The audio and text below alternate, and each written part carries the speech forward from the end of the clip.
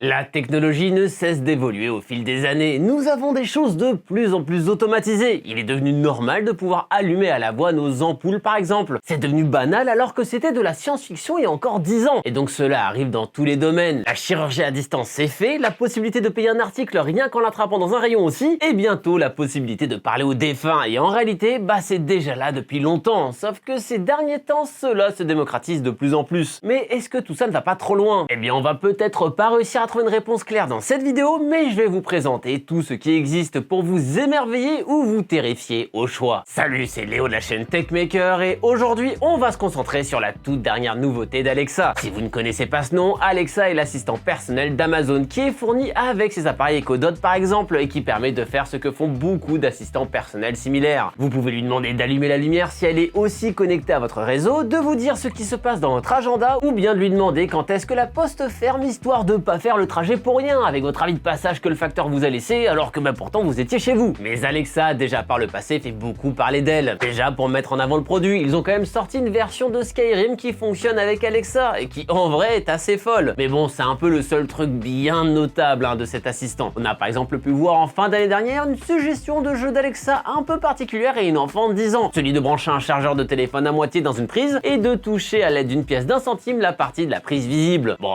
pas besoin de vous dire que c'est pas forcément le challenge de l'année. Heureusement, la maman l'a arrêté avant que la petite fasse son challenge funeste. Mais au pire, c'était pas bien grave car Jeff Bezos était déjà en train de préparer la nouvelle fonctionnalité qui aurait permis d'avoir toujours la présence de la fillette si elle avait réussi le challenge. C'est ce qui a en effet été annoncé il y a quelques jours. Alexa va bientôt pouvoir reproduire la voix d'une personne décédée et ainsi pouvoir faire tout un tas de choses, comme par exemple raconter le magicien d'Oz avec la voix de mamie qui est actuellement en train de se faire bouffer par des vers. C'est quand même pas génial ça. Et c'est exactement ce cas de figure qui a été démontré par le géant du web pour présenter sa technologie folle, qui actuellement n'est d'ailleurs pas encore mise en ligne sur tous vos Alexa. Donc désolé, mais il n'y aura pas la possibilité de demander à Johnny de nous allumer le feu. En tout cas, pas encore. Tout ça repose sur une technologie dont nous avons tous entendu parler, le deepfake. Le deepfake est principalement connu pour pouvoir recopier un visage à partir d'images et ainsi l'incorporer à une autre personne pour pouvoir faire tout ce qu'on veut avec. Le meilleur comme le pire. Sauf que le deepfake ne se limite pas au visuel mais peut aussi s'appliquer au son. On appelle donc ça du deepfake voice ou du voice cloning et c'est à mon sens encore plus dangereux. Le but ici est donc, comme vous l'aurez deviné, de recopier une voix de quelqu'un à partir d'extraits audio et ainsi pouvoir lui faire dire n'importe quoi. Alors en soi, ça peut déjà être possible via un imitateur et d'ailleurs c'est déjà illégal de recopier la voix de quelqu'un de manière intentionnelle pour lui faire dire des choses qu'il ne souhaite pas, mais dans le cas du voice cloning,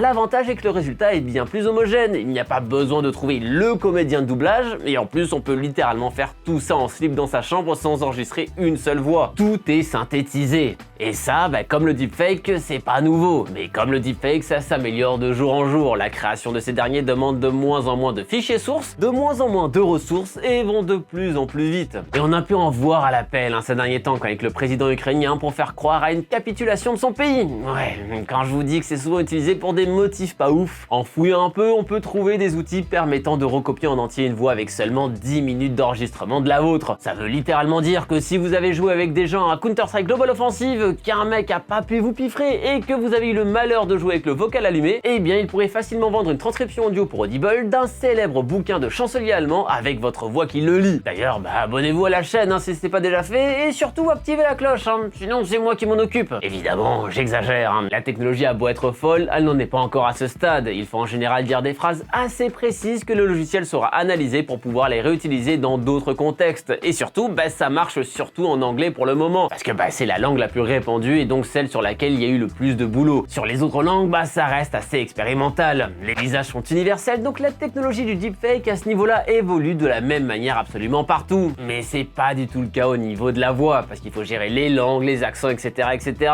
Bref, on est clairement pas prêt de voir ça chez nous. Par contre, c'est pas non plus si récent que ça. Par exemple, en 2020, le voice cloning a été utilisé pour braquer une banque. En effet, les vandales ont recopié la voix du directeur de la banque, ont appelé les services de cette dernière et ont fait en sorte que leur faux directeur disent « Ouais, on vient de faire une acquisition, là, faudrait autoriser les 35 prochains millions de dollars en transfert, s'il vous plaît. Voilà, merci, bisous. » Bon, dans ce cas-là, ça n'a pas marché, mais en 2019, la même technique avait été utilisée pour recopier la voix d'un PDG et ainsi voler 240 000 dollars. En vrai, sacrément ingénieux, hein. Hâte de voir des missions similaires sur Payday 3. Mais du coup, dans des cas moins fous, à quoi ça peut servir? Eh bien, à faire parler des gens qui peuvent plus parler car ils sont morts, voyons. Ouais, bon, promis, je vous jure qu'il y a des cas de figure où ces technologies servent vraiment à quelque chose. Ici, Amazon veut montrer qu'avec les bases de données folles qu'ils ont aujourd'hui à leur disposition sur nous, notamment grâce à ces fameux assistants personnels qu'on se trimballe partout, il y a moyen de faire tout et n'importe quoi. Le problème est comment on va faire pour reconnaître une vraie voix d'une fausse voix? Par exemple, mon Google Assistant peut savoir qui demande à voir son calendrier grâce à la voix de celui qui pose la question. Mais qu'est-ce qui lui permettrait de savoir que c'est pas quelqu'un d'autre qui copie ma voix pour savoir quand est-ce que j'ai rendez-vous chez le dentiste? Eh bien rien. Et c'est ça le plus gros souci. En général, les chercheurs autour du deepfake mettront un filigrane pour indiquer l'utilisation de deepfake sur des images. Mais rien n'oblige à faire ça et c'est pareil sur la voix. Entre de mauvaises mains, cela peut être réellement destructeur. Là on peut le dire, hein, la vie c'est vraiment Black Mirror. La question en France d'utiliser ces technologies-là dans ce cadre s'est déjà beaucoup posée, notamment avec l'arrivée d'une émission à la télévision, hein, l'Hôtel du Temps. Le principe ici est d'interviewer des stars décédées pour ainsi retracer leur parcours comme si elles étaient encore en vie dans cet hôtel, avec des comédiens de doublage pour pouvoir recopier leur voix, parce que comme on l'a vu, la technologie de voice cloning n'est absolument pas au point en français. Là où elle est au point, c'est pour faire croire que Thierry Ardisson est quand même jeune, hein, parce que là ils s'y ont pas allé de main morte sur le lifting. C'est pas la première technologie qui veut fricoter avec l'au-delà, hein. On a déjà pu voir des créations notamment autour de la réalité virtuelle qui permettent soit de visiter un cimetière virtuel, chose d'ailleurs de plus en plus populaire dans des endroits où il n'y a plus trop de place dans de vrais cimetières, ou encore la création d'une place idyllique où siège une personne défunte et ainsi pouvoir revivre le temps d'un instant, un moment avec, que ce soit pour dire au revoir à sa défunte fille ou encore pour danser une dernière fois avec sa femme partie trop tôt. Tout ça sont des technologies folles et qui vont se démocratiser. Je pourrais d'ailleurs y consacrer une vidéo entière si ça vous intéresse. J'avais préparé un petit truc là-dessus, mais je me dis que c'est peut-être le moment de le sortir. Mais c'est quoi la suite à ça? Est-ce qu'on va se retrouver avec des robots humanoïdes pouvant recopier la voix ainsi que le physique de personnes de notre entourage? Défunt ou non d'ailleurs, hein? Est-ce que finalement le fait que la technologie commence à toucher à tout ça ne nous fait pas franchir une ligne rouge? Car le but du deepfake est de recopier le plus parfaitement possible une personne. Nous avons certes le visage et la voix actuellement qui sont en train quand même de se parfaire comme jamais, mais la suite est possible. Va-t-on se retrouver à ramener la dépouille de mamie au magasin un peu le plus proche pour avoir une Hi Mamie qui sera exactement comme l'ancienne? Je ne sais pas si on verra ça de notre vivant, mais au vu de la vitesse à laquelle ces technologies évoluent, que ce soit le deepfake d'un côté et les robots humanoïdes de l'autre, notamment encore une fois grâce à l'industrie du film pour adultes bien sûr, le fait que le tout se croise paraît de moins en moins de la science-fiction.